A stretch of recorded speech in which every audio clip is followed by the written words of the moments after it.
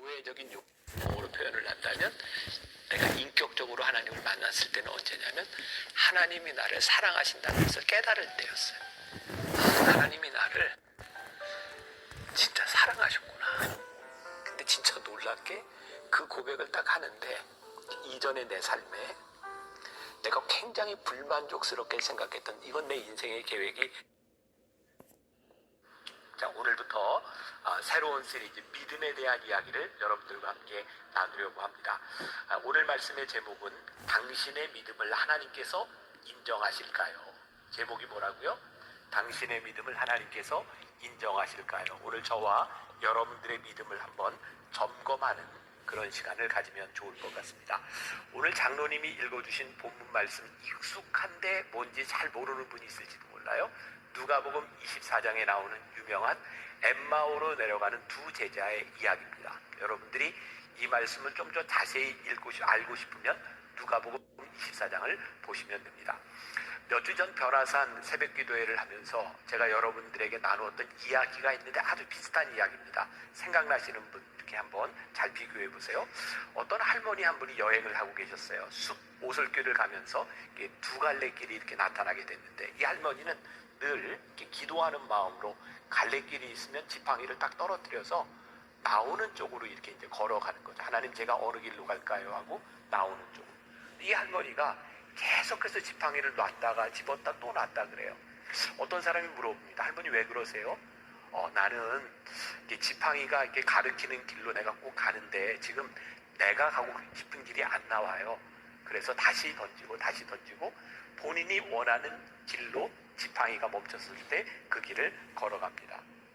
제가 오늘 이 이야기를 우리의 믿음과 한번 적용해 보면 좋겠다. 우리는 늘 교회에서 제일 많이 쓰는 말 가운데 하나가 믿습니다. 하나님을 믿습니다. 또 이 강단에서 여러분 믿습니까? 이런 물음을 던지죠. 예, 우리는 믿습니다. 그러나 그 믿음이라고 하는 것이 정말 하나님께 대한 우리의 진정한 믿음인지 아니면 우리가 생각하는 바를 끝까지 믿고 있는지 이 믿음에 대한 점검이 필요하다는 생각이 들어요.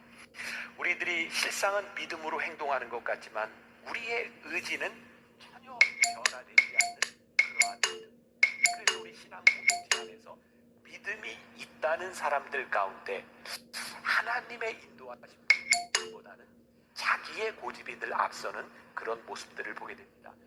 이러한 내용들은 제가 그동안 여러분들과 참 많이 설교했던 내용이에요. 그러나 또 여러분들과 반복하는 이유는 끊임없이 이 믿음을 점검하지 않으면 우리는 이 믿음 앞에서 믿음보다는 우리의 의지로 살아갈 때가 많기 때문이죠. 오늘 이 믿음에 대한 이야기를 하면서 전체적으로 여러분들에게 이미지를 하나 드렸어요. 뭐냐면 배로 항해하는 이미지, 인생의 항해. 여러분들 가운데 혹시 한 10여 년 전쯤 변화산 기도회에 믿음으로 항해하라 라고 하는 주제를 기억하는 분이 있는지 몰라요. 사실은 그때 했던 그 설교를 똑같은 설교는 아니지만 지금 이 코로나를 지나가고 있는 우리들에게 믿음으로 항해하는 것이 필요하겠다는 생각이 들었어요. 여러분들과 함께 7주 동안 이 말씀을 나누게 됩니다. 자, 다시 본문으로 돌아와서 이 누가복음 24장에 있는 엠마오로 가는 두 제자의 이야기는 여러분들이 주로 어느 때 많이 들어본 설교인가요? 부활절에. 예수님이 부활하신 이후에 실망한 채로 저 엠마오로 내려가고 있는 제자들을 예수님이 만나주셨던 사건이에요. 자, 엠마오로 가는 이 두 제자, 이 두 사람은 왜 실망했을까요? 그들이 믿고 따랐던 예수님이 십자가에 못 박히셨어요. 그들은 예수님이 십자가에 못 박히셨을 때 어떤 생각을 했을까요? 모든 것이 다 끝났구나. 어떤 믿음이 작용한 거죠? 그들이 생각했던 믿음에 의하면 예수님이 십자가에 못 박히셨다는 것은 다 끝나버린 일이었어요. 여러분, 우리가 생각했던 일이 끝이라고 생각하고 우리의 죽음이 끝이라고 생각한다면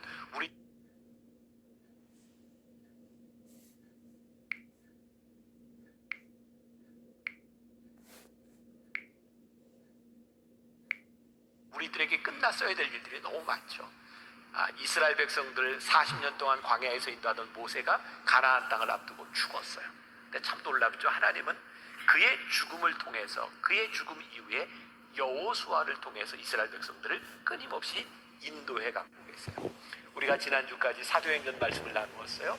우리 사도 바울의 죽음에까지 우리들이 보게 되었어요. 참 신기하죠?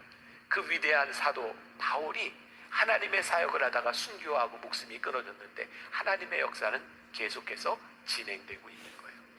그러니까 우리들이 믿음의 눈으로 보면 우리들이 생각하고 있는 죽음이 결코 끝이 아니라 하나님의 역사가 계속되고 있음을 보게 되죠. 제가 참 인상적으로 읽었던 책 중에 하나가 산비라는 책이에요. 제가 언젠가도 한번 소개한 적이 있는 것 같아요. 제임스 오 프레이저라고 하는 선교사의 이야기입니다. 22살에 중국과 미얀마 접경 지역에 있는 리스족을 선교하기 위해서 22살에 그 오지로 떠나갔던 사람이에요. 이 산비라고 하는 제목은 영어로 마운틴 레인이라고 됩니다. 산비, 산에서 비가 내리는 거예요. 큰 높은 산봉우리에 거기는 이 장마철이 되면 늘 비가 쭉쭉 내리는 그런 지역이에요. 저는 그 책을 보면서 그 슬픈 산비가 내리는 것 같은 그런 마음으로 눈물을 흘리며 보았던 책이거든요. 한번 여러분들 보셔도 굉장히 좋은 책입니다. 산비. 여기에 22살의 프레이저는 그 책에 보면 굉장히 유망한 음악도였다 그래요. 그리고 그는 또 놀라운 재능 중에 하나가 공부를 아주 잘해서 유망한 공학도였다고 합니다. 22살에 선교지에 들어가요. 그리고 20년이 지났을 때 42살의 나이에 그 리스족 선교를 위하여 중국에 들어왔던 리스족 선교를 위해 들어왔던 록시 다이아몬드라고 하는 여인을 만납니다. 19살 연하였던 23살의 여인과 만나 결혼합니다. 그리고 아이 셋을 낳고 행복하게 사역을 해요. 근데 10년이 채 지나지 않아서 52살에 뇌 말라리아로 참 허무하게 죽습니다. 저만 그런가요? 제가 위대한 신앙인들의 이야기를 보면서 느끼는 것 중에 하나가 하나님 왜 저 사람을 이렇게 빨리 데려가셨나. 그런데 프레이저가 죽고 난 지금 이 중국 땅 리스족의 70%, 전체 리스족의 70%가 하나님을 믿어요.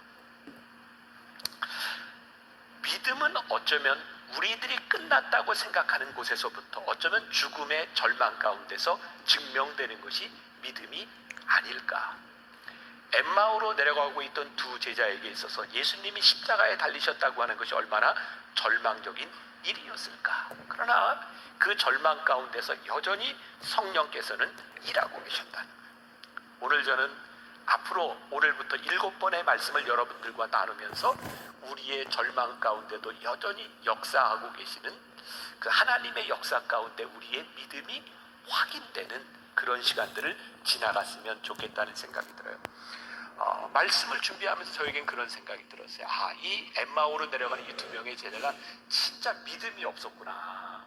왜냐하면 누가복음 24장을 전체적으로 보면요, 이게 어떤 내용이 나오냐면 안식 후 첫날 예수님이 십자가에 달리시고 3일 만에 부활하시겠다 예언이 되어 있었고, 안식 후 첫날 여인들이 예수님의 무덤을 찾아갑니다. 잘 아시는 거죠?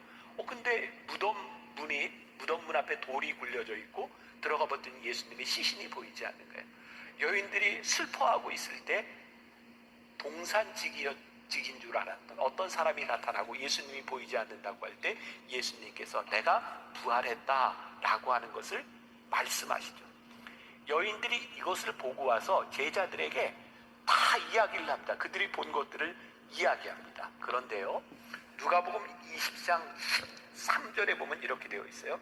그날에 그들 중 둘이 예루살렘에서 25리 되는 엠마오라 하는 마을로 가면서 그들 중 둘이, 그들이 누구냐면 예수님께서 부활하셨다는 소식을 들었던 그 여러 사도들 중에 둘이 예루살렘을 떠나서 엠마오로 가고 있었다는 거예요. 이 두 사람뿐만 아니라 그 자리에 있던 모든 제자들이 이 여인들이 이야기하는 것을 믿지 않고 있었어요. 그런데 예수님이 부활하셨다고 하는 것을 믿지 않고 엠마오로 가는 그 두 제자들과 예수님이 동행하고 계셨어요. 그리고 예수님께서 이들에게 하셨던 말씀이 오늘 본문 말씀인 거예요. 누가복음 24장 25절, 우리 다시 한 목소리로 읽어봅니다. 시작. 이르시되 일어나고 선지자들이 말한 모든 것을 마음에 더디 믿는 자들이요. 자, 여기까지 제가 설명한 거 다 이해가 되셨어요? 그래야 이제 그 다음으로 나아갈 수 되신 거죠? 네, 이런 상황입니다. 자, 그리고 제가 이 말씀을 준비하면서 제 마음속에 깨달은 게 있는데, 우리의 믿음이라고 하는 것은 사실 우리들의 모든 것이 잘 될 때, 우리들이 기쁨 가운데 있을 때 우리의 믿음이 살아있는 것처럼 보이거든요. 내가 믿음으로 사는 것 같고. 그런데 우리들이 인생의 슬픔 가운데, 절망 가운데 빠지면 우리의 믿음이 어디에 있었는지 흔적조차 보이지 않는 거예요. 그런데 이 믿음이 슬픔 가운데서 역사하고 있는 것을 우리는 이 말씀을 통해 보게 되는 거죠. 그러니 오늘 말씀을 듣는 여러분들 가운데 혹시 슬픔과 절망 가운데 있는 분이라면 오늘 여러분들의 그 삶 속에 역사하는 믿음이 작동하기를 간절히 소원합니다. 누가복음 24장 15절에 이런 구절이 있어요. 예수께서 가까이 이르러 그들과 동행하시나. 이 말씀이 기가 막힌 거죠. 단지 엠마오로 내려가는 두 제자들은 슬픔과 절망 가운데 그 길을 걸어가고 있다고 생각했는데 그 길에 누가 계셨어요? 예수님이 계셨다는 거예요. 문제는 그들이 슬픔 가운데 예수님이 계신 것을 눈치채지 못하고 있었던 거예요. 그런데 예수님이 어떻게 하셨다고요? 동행하고 그들과 고 투게더 하고 계셨다는 거예요.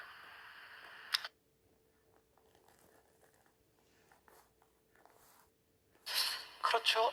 우리 인생의 슬픔 가운데, 절망 가운데 참 힘들 때 믿음이 필요한 순간인데 사실은 우리의 믿음이 흔적조차 보이지 않는 거예요. 우리의 슬픔으로 인해 우리들의 눈이 가려져 있을 때가 참 많은 것 같아요.